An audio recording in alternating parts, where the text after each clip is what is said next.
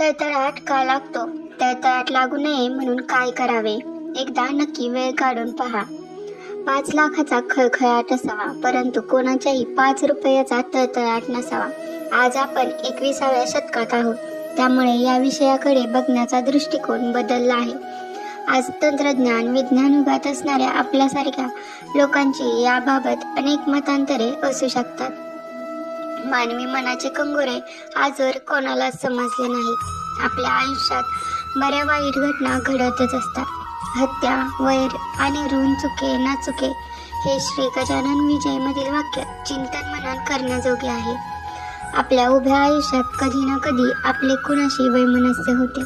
कधी अगदी नुसतीच पेलेतील भांडणे, तर कधी त्याचे रूप हाडवैरामध्ये कधी होते ते आपल्यालाही कळत नाही. पूर्वीच्या काळी एखाद्या घराशी असणारे वाद हे पिढ्यानपिढ्या चालू असत. मग अनेक पिढ्या त्या अमुक एका घराला सर्व अर्थाने वंचित राहत असत. मग त्या घरातील सर्व कार्य जाणे येणे सर्व काही वर्ज केले जात असे. पिढ्या बदलल्या तरी माणसाची वृत्ती काही केल्या बदलली नाही. वारसा हक्काने मिळालेली संपत्ती, जमीन जुमला, द्रव्य, दागिने यातील हक्कांसाठी आजही लोक कोर्टाची पायरी चढताना दिसतात. हे खरं तर न संपणारे वाद आहेत. 4 गुंठे जागा आणि तोळाभर सोन्यासाठी आयुष्यभर जपलेली नाती माणूस क्षणात संपवतो. जमीन आणि दागिने मरणांती आपल्यासोबत नेता येणार नाहीत हे माहीत असूनही त्यासाठी धडपड करत राहतो. आयुष्यभर ज्यांच्या अंगाखांद्यावर खेळलो ते सर्व एका क्षणात विसरतो आणि ती नातीही परकी करून टाकतो. जमीन जमला, शेत जमीन, घर यावरून होणाऱ्या वाटणीमधून जर एखाद्याला कमी वाटा मिळाला किंवा त्याला जाणून बुजून डावलले गेले तर त्याच्या मनाला झालेले दुःख हे त्याच्या तोंडून निघालेला शापवाने परावर्तित होते. त्याच्या हक्काचे त्याला मिळाले नाही म्हणून त्याचा जीव जळतो आणि अशा वेळी ज्यांनी त्याला हे हक्क मिळवू दिले नाही त्यांना याची अक्षरशः हाय लागते.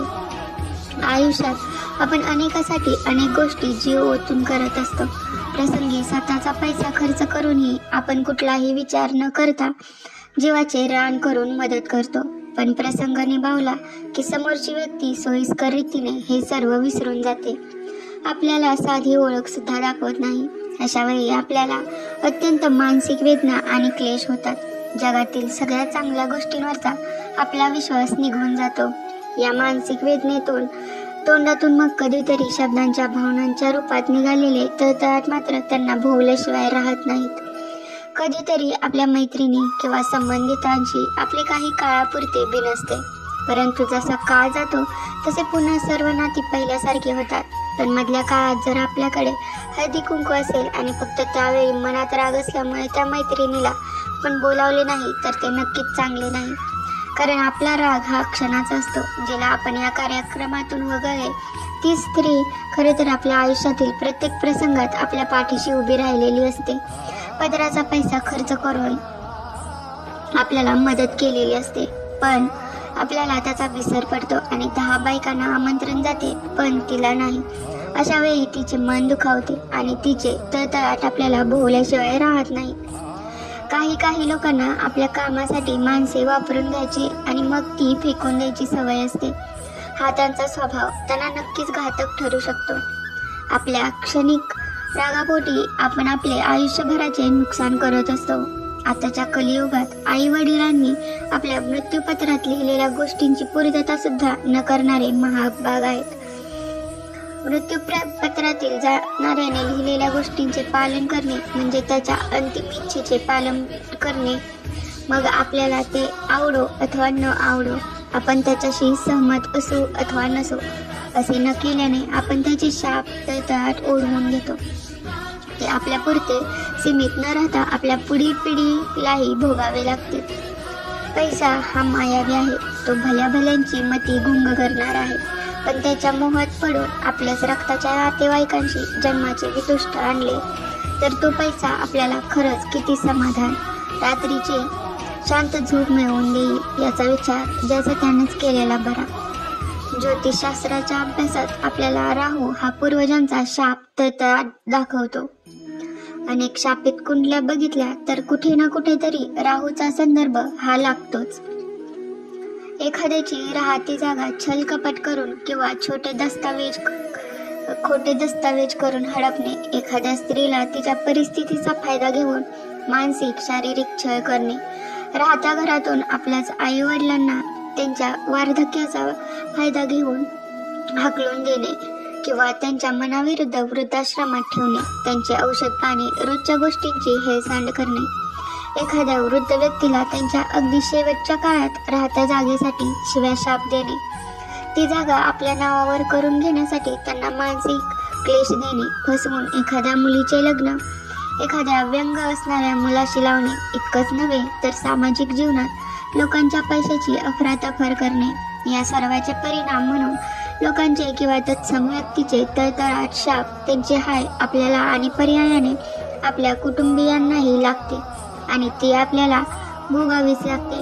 त्यांच्या दुखावलेल्या मनातून आलेले हे शाप आपले आयुष्य उद्ध्वस्त करून जातात. याचा परिणाम म्हणजे प्रत्येक पिढीत एखादा अविवाहित राहणे, विवाह मोडणे, कुटुंब कालांतराने लहान होत जाणे, घरात धार्मिक कार्य न होणे, मुले न जगणे, कुटुंबात कोणालाही एकमेकांप्रती प्रेम जिव्हाळा नसणे, राहत्या घरात वास्तुदोष, असह्य विलंबी आजार, आकस्मिक संकट येणे, या गोष्टींची जणू शृंखलाच तयार होते.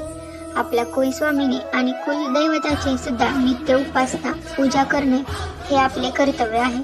हा देवधर्माचे सुद्धा पालन नीट झाले नाही तर त्यांच्या कृपादृष्टीत आपण अपात्र ठरतो. त्यामुळे आपल्या घराण्याचे रीतिरिवाज, परंपरेचे पालन, आपले विज्ञान आणि आधुनिकता बाजूला ठेवून अवश्य करावे. आपण काहीतरी कर्म करायला इथे आलो आहोत आणि ते झाले की आपण इथून निरोप येणार हे विधिलिखित आहे. त्यामुळे शाप कुणाची हाय तळतळाट लागणे यावर विश्वास असो अथवा नसो, मुळातच आपले कर्म शुद्ध सात्विक असावे. संपत्ती मिळवावी पण आपल्या कष्टाने, कारण तीच लागते आणि तीच आपल्याला शांत झोप सुद्धा देते. आधुनिक काळातील अनेकांचा यावर विश्वास नसतो, पण जसजसे आयुष्यातील संकटांचे डोंगर वाढू लागतात आणि ती अडथळ्याची शर्यत पार करताना आपली दमछाक होते, तेव्हा आपण मग जो सांगेल तो उपाय करायला सज्ज होतो. त्यापेक्षा आधीच या घटना घडू नयेत म्हणून सतर्क राहिले पाहिजे. आपण आपले नित्यकर्म करत राहावे. कुणाचे काहीतरी हिरावून घेऊन पदरी काय पडते ते आपण पाहिलेच. त्यामुळे आशीर्वाद कमी मिळाले तरी चालतील, परंतु कुणाचा शाप तळतळाटाला कारणीभूत न होणे हे तरी नक्कीच जमेल आपल्याला. त्यासाठी प्रयत्नशील राहूयात. धन्यवाद.